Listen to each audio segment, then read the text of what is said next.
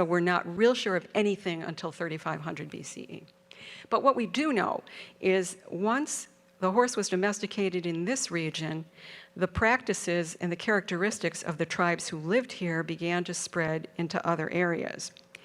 And that became known as the Kurgan Theory. Talk about the grandmother hypothesis. Deal with the lady on the left.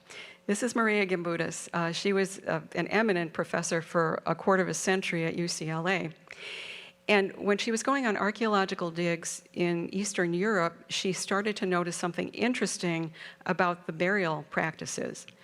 Prior to a certain point in time, all the burials she was finding would have been an elder female surrounded by her offspring, relatively equal in terms of how people were buried, not a lot of significant grave goods, and a lot of votive figurines indicating goddess worship, and relatively peaceful culture because nobody was dying from battle injuries. There were no fractured skulls, broken bones, nothing to indicate that chronic warfare was part of their behavior. But all of a sudden, you'll see in the picture on the right, that's what a kurgan is. A kurgan is a Turkic word meaning burial mound or barrow. And underneath that mound would have been buried a war chieftain, lots of human sacrifices, probably a lot of horse sacrifices, and lots of grave goods, wealth, buried with this one individual. And you first find these in the area where horses were domesticated, but over the following 1,000 years, 2,000 years, you see them spreading to Eastern Europe, Central Europe, Western Europe, and beyond. You'll find kurgan graves. And Gimbutas posited that there was something very different about these people. They weren't at all like the groups that they had supplanted. So, Kurgan cultural characteristics are very distinctive, and this goes back to what I just said about the horse and the effect it has on people who ride horses. The Kurgan, and when I say Kurgan culture, there are specific tribes associated with this. In my books, I call them the overlords, but essentially, this is just easier. I'm going to call them Kurgans. They were patriarchal, they were aggressive, they were not farmers, they were not gatherer hunters, they were pastoral nomads, which means they had herds of cattle, herds of horses, eventually sheep, goats, I guess, anything on the hoof that you could herd. They were the ones who domesticated horses first. They worshiped male war gods and not creation goddesses, for obvious reasons, because I don't know if I mentioned this earlier, that when it came to the Comanches, it took only 3 generations to turn them from a matricentric culture to a patriarchal one.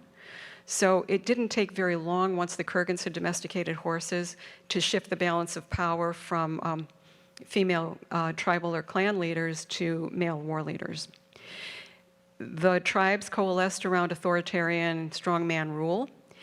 And as they moved outward, they migrated outward from their homeland, they used military force to conquer the more peaceful cultures that they met, because these people were basically just minding their own business and really had no defenses in place because they didn't anticipate that somebody was going to sweep in and try to conquer them.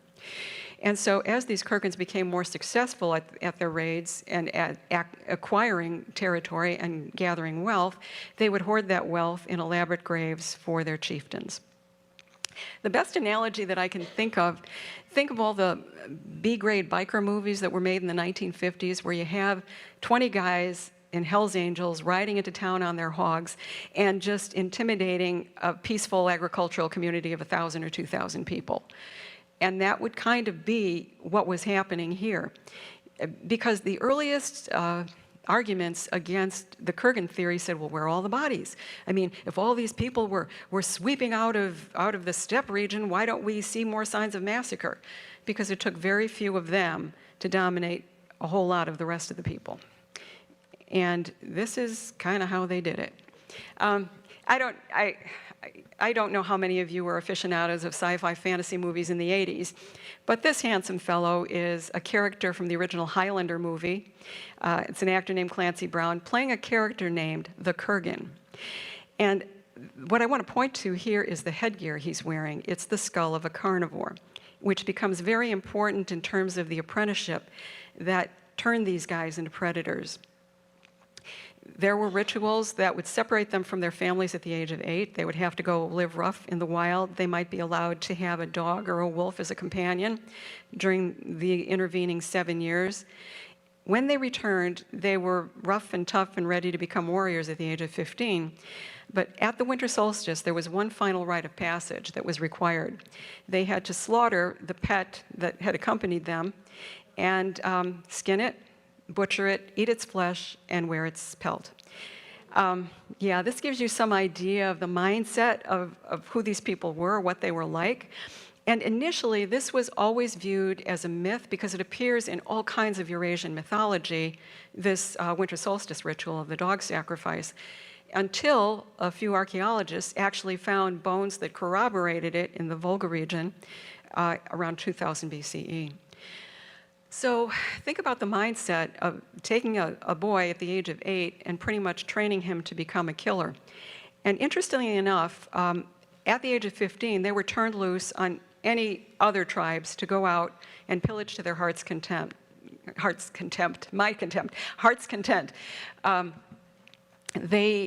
Everything was fair game. They could kill, they could abduct, they could rape, they could steal. And as long as they brought it back to their home tribe, everybody was cool with that. Everybody was fine. But what happened around 3000 BCE is the steppes began to desiccate. Previous to that point, it had been a sea of grass. There were lots of lakes, lots of rivers, ideal for pasturing large herds. Starting as far back as 11,000 BCE, the global climate change, obviously not from fossil fuels, but global climate change nonetheless, raised ocean levels and desiccated large swaths of land. The Sahara wasn't a desert until 11,000. Saudi Arabia used to have irrigation canals at one point. North Africa wasn't desiccated. And eventually, the desiccation reached the Eurasian steppes. And at the point when it did, it put a strain on the steppe tribes that had horses. And there'd been intertribal warfare going on and on and on for, 500 years by this time. But the landscape could no longer support them. So there was a new practice that got started. They instructed these young men, these young predators, to go forth and pillage elsewhere. And again, this was initially thought of as a quaint bit of mythology. And this long quote that I've got here from Geoffrey of Monmouth about the history of the kings of Britain, I'll basically encapsulate what he's saying. King Vortigern was having a problem with some of his neighbors, so he hired some mercenaries from overseas, 2 brothers named Hengist and Horsa. And in Indo-European languages, Hengist means stallion, Horsa means horse. So clearly horse culture these guys came from. And they explain that they had been banished from their own tribes because whenever the population got to be too big, they would cast lots and figure out the hardiest and the most likely to survive, and they would send these young men off on horseback with their weapons, their war chariots, and say, go forth and pillage elsewhere, but don't ever come back. And that's exactly what they did. They pillaged their way across the globe. So this is what it looked like. The Kurgan eruption. Starting in 3000 BCE, as I said, there was desiccation in the steppes. More young men, these steppe predators, were being sent out. And over a period of time, they leapfrogged their way from one generation to the next across the entire continent. You can see the area in green in the middle is their homeland. That started around the outward, I don't want to call it a migration, eruptions started around 3000 BCE. It took them 600 years to make it to the British Isles, 700 years to make it to Spain. What this map doesn't show is that eventually they would continue from generation to generation. They would settle down somewhere. They would establish themselves as the top of the hierarchy, the warrior class that ruled everybody else. So they had conquered all the agriculturalists who were making them provide food, work for them. And from one generation to the next, whenever their population reached too great a number, they still followed the same practice of sending forth the most predatory young males to go live elsewhere. And none of these males were traveling in family groups, which means they were abducting women as they went to set up their own families. if you could call it that. What this map doesn't show is that eventually the same ideology would spread into Saudi Arabia, the Middle East, Sumeria, North Africa, Scandinavia, India, the Persian Plateau is already covered, that would eventually make its way to coastal China. And after the ideology had been fully adopted in China, the Chinese conquered the Koreans conquered the Japanese, and that's pretty much the global spread of the ideology of patriarchy. And you might be wondering how 20 guys on horseback can do all of that. But their incursion tactics pretty much amounted to shock and awe.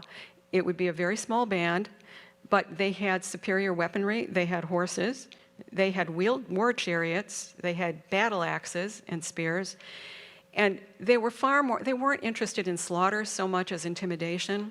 So it's like a protection racket, actually. They'd come into a town, they'd intimidate the hell out of the local people until they were willing to cooperate with having these guys there, because the notion was, well, we'll stay here and we'll protect you from anybody else bothering you. And that was, I don't know, the beginning of the mafia, if you want to consider it. But it resulted in a stratified social order with the warrior class on the top. They eventually evolved into the aristocracy and the crowned heads of Europe. That was the warrior class. The warrior caste in India, the same. Below them, the priests, the ideology that supported their conquest, and it was always true that the warrior caste and the priestly class worked hand in glove, and the peasants toiled for the upper two, for the benefit of the upper two. Again, this was big man rule, and it depended on chronic warfare in order to stabilize their position, protect it from any new eruptions coming out of the steppe, so that there was more warfare with other predators who were equally adept at weaponry. And it really solidified the notion of a peasant class that was defenseless against these battling feudal warlords. And lots of Kurgan grave goods involved, lots of monumental funeral pyres. I mean, even the Egyptian pyramids, when you think about the number of grave goods that ended up there. And Egypt had been infiltrated by Kurgans because the ruling caste, the upper class, had brachiocephalic skulls indicating alpine origins. Well, you know, not necessarily Swiss, but meaning that they were European as opposed to somewhere from further south in Africa. And if you're still doubting that a very small group of aggressive males can do this, we have a historical successor in 1521 when Cortez conquered Mexico City. There were 300,000 people living there at the time. Cortez arrived with 508 soldiers, 100 sailors, 16 horses, and 10 cannons. And that's pretty much what it took. Granted, he leveraged alliances with all the other tribes who didn't much like the idea of human sacrifice that the Aztecs were indulging in, so he had some more allies there. But it took very little to create a tipping point and pretty much change the ideology of an entire culture.